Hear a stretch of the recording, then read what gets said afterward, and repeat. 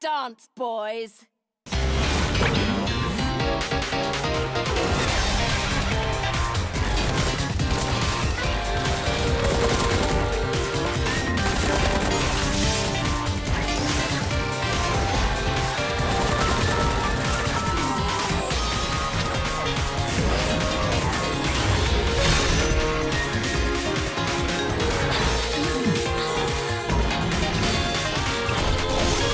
Man, I didn't think I'd get this video out in time. Bayonetta 3 is coming out at the end of October, so I spent the last month going through Bayo 1 and 2 again, to remind myself of what's happened so far to our favorite magical girl. You know, I try to avoid doing this in my Sunday best.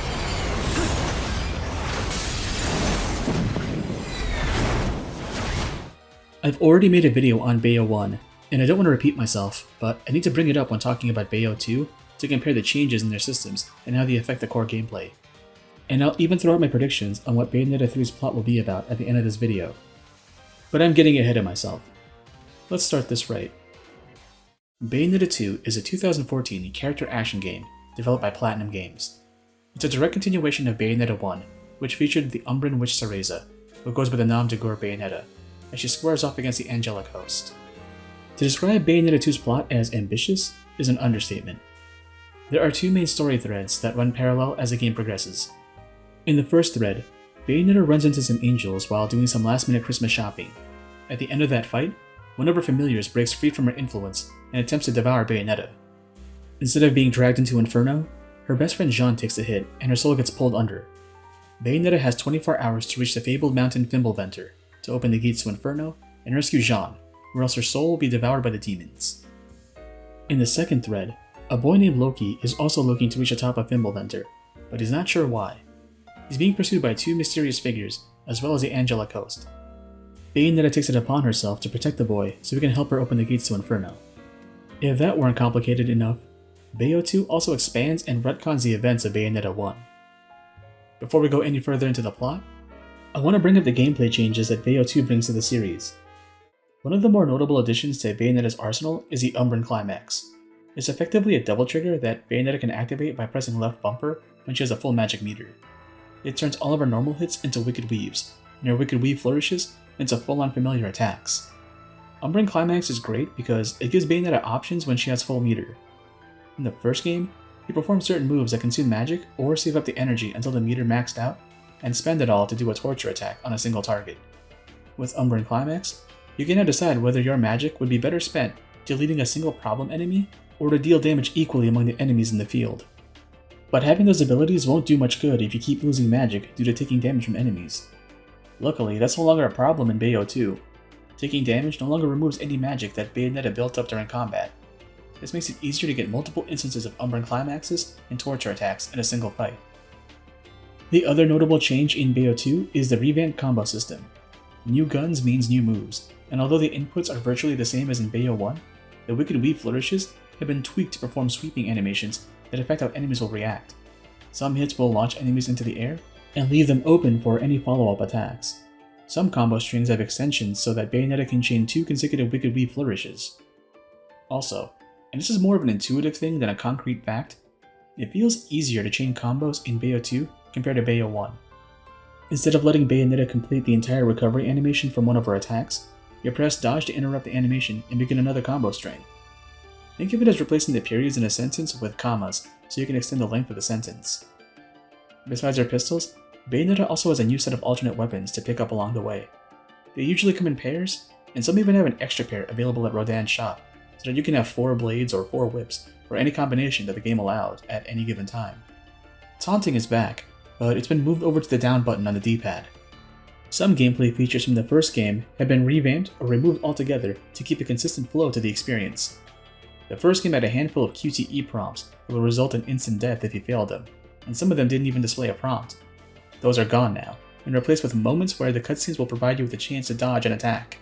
If you press dodge, the fight begins with Witch Time activated. If you don't press anything, then the fight begins normally.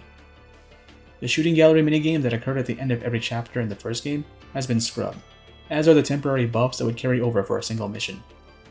Speaking of shooting galleries, the on-rail sections in Bayo 2 are a lot less nauseating than in Bayo 1. One of the shooting segments in Bayo 1 had a really bad camera effect, where your view would lurch clockwise or counterclockwise every time Bayonetta dodged an attack, and you'd have to dodge a lot of missiles in that segment. Another thing I'm glad about is that the movement during the on-rail section isn't inverted like in Bayo 1. Angel weapons are back, and this time they only have a single attack mapped to the gun button instead of replacing Bayonetta's punches and kicks. I like it because it streamlines the use of angel weapons and doesn't break the combat flow when you're chaining attacks together. In my Bayo 1 video, I mentioned how it shared similarities with the Devil May Cry games, as the director Hideki Kamiya had also directed the first DMC. Thing is, even though Kamiya's taken on a supervisory role for Bayo 2, I couldn't help but draw even more similarities with it in DMC, specifically DMC 3. Both games require you to ascend a tall structure that is instrumental in opening the gates of hell. Both games feature a side character who closely follows the main character's trail with generous use of grapple hooks. Both games feature a heroic daughter and villainous father dynamic. And both games feature a character who might actually be two characters and has one red eye and one blue eye. Here's a gross one. At some point in the story, both games have the main character get vored by a large monster, from which they spend the entire chapter trying to escape. Also, instead of collecting halos, Bayonetta collects orbs from demons. Yeah, demons are not part of the enemy roster, and the game takes great pains to create matching pairs for each angel and demon type. They even have their own weapons that you can use against them. Bayo 2 really wants to hammer home that angels and demons, and Umbra and Lumen, are just two sides of the same coin. Here's a really specific similarity I noticed between Bayo 2 and Devil May Cry 5. Inferno sections are blocked off by large demonic plants. You have to destroy the cores of each plant in order for the roots to open up and create a path to the next section. But it looks very similar to the blood shoots in the Clive-Path in DMC 5. Not sure how close the staff between Platinum and Capcom currently are, but I can't help but feel like both studios are keeping an eye on each other and taking notes. I mean, Bayo 2 and DMC 5 both end with the main characters making peace with their evil dads. Spoiler warning, by the way. I might as well get into Bayo 2's plot now. I can't think of a better way to describe Bayo 2's relationship to Bayo 1 as how Back to the Future Part 2 is to Back to the Future Part 1. It's a direct continuation from the ending of the first story, while also expanding the world building, but then it also returns to events from the previous entry to create new context. Turns out that the eyes of the world belong to the god Aesir, who entrusted his eyes to the Lumen Sages and Umbran Witches to guide humanity. But Aesir split into two forms, one good and one evil. The evil half has been working in the background to trick everyone into fighting each other, while he swoops in and takes control of the MacGuffin of the game. Where have I heard this story before? Anyways, once Bayonetta rescues Jean from the depths of Inferno, the plot folds in on itself and brings Bayonetta back to Vigrid during the witch hunts, which were 500 years ago. That's where she sees a familiar sight.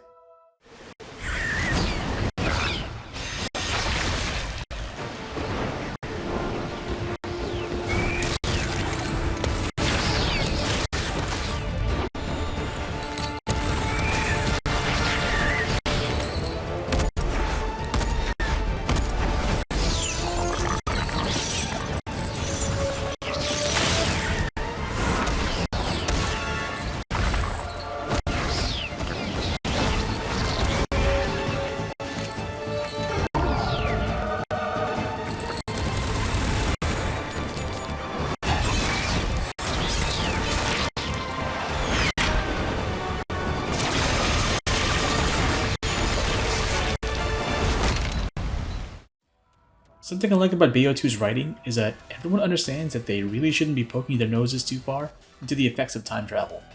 Like, they acknowledge each other without blurting it out because it might disrupt the flow of time or whatever. This part of the game is fun because you get to see some familiar locales from Bayo 1 and even get an answer as to what's behind this door from the first game. By the end of the story, Bayonetta teams up with the past version of Baldur to fight Aesir. They destroy his physical form, and Baldur takes possession of Aesir's soul and traps him in a stable time loop, where Bayonetta will kill the both of them at the end of Bayo 1. See what I mean? Back to the Future. Shoutouts to the one section where Bayonetta fights alongside her mom, and it looks like the pre-prologue chapter fight in Bayo 1 where Cereza fought alongside Jean. My only criticisms for the game are that rival bosses tend to push it when it comes to reaction times for dodging. If you thought that Father Baldur at the end of Bayo 1 was too much, don't expect the bosses in Bayo 2 to be any nicer. Scrolling sections are easier on the eyes in Bayo 2, but I kept getting hit in this one chase sequence. I can't get the timing on when to dodge this part for some reason. Although it's a lot easier to get Platinum for most of the game's chapters, the latter half of the game really spikes up in difficulty, and I have to really try and game the combo system to get enough points for Platinum. This is especially true for the segments where you're piloting Umbran armor, as your moveset is very limited compared to your on-foot combos. Also, your mileage may vary on how you feel about the new character Loki. My friend didn't like him, but I didn't hate him that much because his company didn't turn into full-on escort missions like Cerecita in Bayo 1. Also, his dynamic with Bayonetta is interesting because she seems to have gotten better at handling children since the last game. She and Loki take turns ribbing on each other, but she's empathetic towards his video game amnesia since she was going through the same stuff in the last game. My only takeaway from him is that his design makes me think that someone in Platinum is really into Yu-Gi-Oh! I like Luca a lot more in Bayo 2 since he's gotten over thinking Bayonetta was responsible for his dad's death. He's taken to the comic relief role like a fish to water.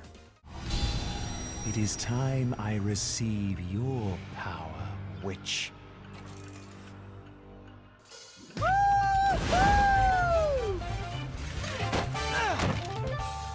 Don't worry, I got the kid.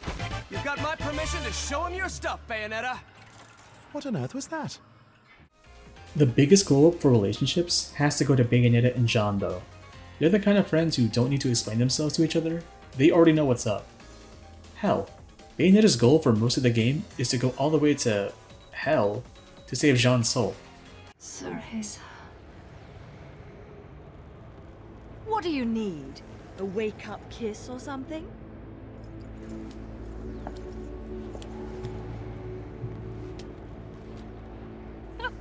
You never were much of a morning person, were you?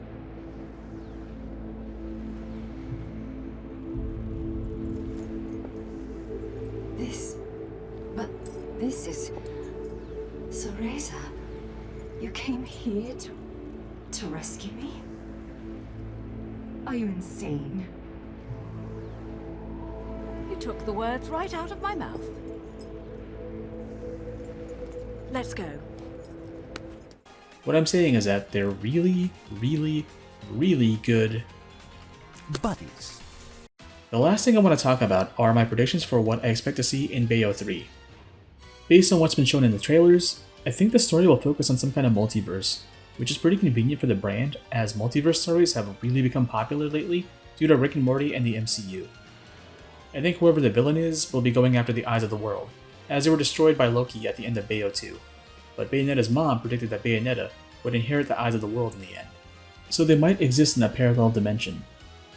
I think that the new girl Viola is another version of Cereza, as both Bayonetta and Luca recognize her. And what do you expect us to do? I want you to find a scientist named Sigurd. He's somewhere in this world, and he can help us. I think the new familiar system will be like an upgraded version of Umbran Climax, and that Platinum will scrap items, since the trailers show that switching familiars will be mapped to the D-pad, which was where the items were originally mapped. If the story is about a multiverse, I hope Platinum goes nuts with referencing past games, since they did a fake out in the first trailer, by making us think they are doing another Astral Chain instead. Also, I hope the villain is like an evil Bayonetta, killing her alternate selves, so we can just get an adaptation of Jet Li's The One. Definitely play both Bayos before the new Bayo drops. Bayo 1 is available everywhere, and the Switch is getting a hard copy around the time that Bayo 3 drops.